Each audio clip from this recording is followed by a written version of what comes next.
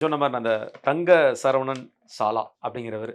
எனது அன்பான கோரிக்கை தயவுசெய்து தமிழக அரசியல் களத்தில் விஜயை பற்றி பேச வேண்டாம் என்று கேட்டுக்கொள்கிறேன். நேர விரயம் தான் காரணம் என்று நினைக்கிறேன். இந்த மிக்க மாரி நன்றி. இன்னொருத்தரும் இன்னும் 2, 3 பேர் ஆமா 2 பேரும் இந்த சொல்லியிருக்காங்க. கேள்வி கேட்டிருக்காங்க. இன்னொருத்தர் விஜய நீங்க அதிகம் அதிகம் பேசுறீங்கன்னு பேசுங்க. சொன்னாங்க. ஏங்க நான் விஜய் வந்து நடிகரா பார்க்கல. நடிகரா இருந்துட்டு நம்ம விஜய போய் பேசிட்டு இருக்கிறோம். இப்போ அஜித் இருக்காரு. அவருக்கு என்ன பைக் ஓட்ட தெரியுமா? அவர் என்ன இப்படி இருக்கிறார்? அதெல்லாம் கிடையாது. இல்லண்ணே அப்படி பார்த்தா அஜித் அவர்கள் வந்து கடந்த வாரத்தில மிகப்பெரிய ஒரு விஷயத்த பண்ணியிருக்காரு. அதாவது அவர் வந்து ஃபேன்ஸ்ல வந்து ட்ரிங்க்ஸ் பண்ணிட்டு வந்துட்டாங்க.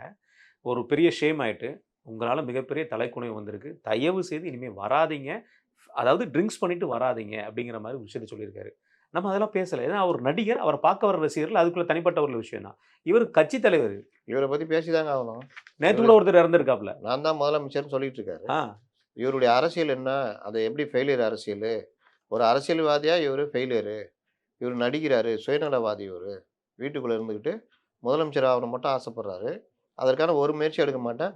2வது அந்த மக்கள் மேல நீங்க அங்க ஒருத்தர் செத்து போனார்ல? ஒரு இரங்கல் அறிக்கை விட்டீங்களா? என்ன நேத்து அது அது மட்டும் இல்லாம அவருக்கு ஏற்கனவே உடம்பு சரியில்லன்னு சொல்லி அப்படியே ஸ்கீமே அப்படியே மாத்துறாங்க. மாத்துறாங்க. அவர் நண்பர் சொல்றாரு, 20 வருஷமா எனக்கு தெரியும். அவர் வந்து இல்ல இதுல ஏன் வேற அந்த பையன் எப்படி பழகியிருக்காப்லன்னா, பக்கத்து வீட்ல இருந்து எல்லாருமே அழுதுகிட்டு பேசுறாங்கங்க. அழுதுகிட்டே பேசுறாங்க. எல்லாரும் அழுவுறாங்க. அப்படிப்பட்ட குடும்பம் அந்த குடும்பம். ஒய்ஃப், குழந்தை. 2 குழந்தைகளோட. நான் என்ன சொல்றேன், குடு ரூ. 20,00,000 குடு. அத பத்தி ஏதாவது வாய் தொறந்தாங்களா? அத விடுங்கண்ணே. அத விட பாருங்கண்ணே.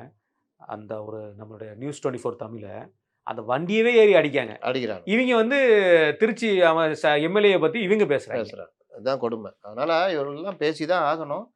இன்னொன்னு சொல்றேன். அவர வாழ்த்தி பேசுறவங்களுக்கு ஒரு நல்ல வரவேற்பு இருக்குது, வருமானம் இருக்கு. ஆமா.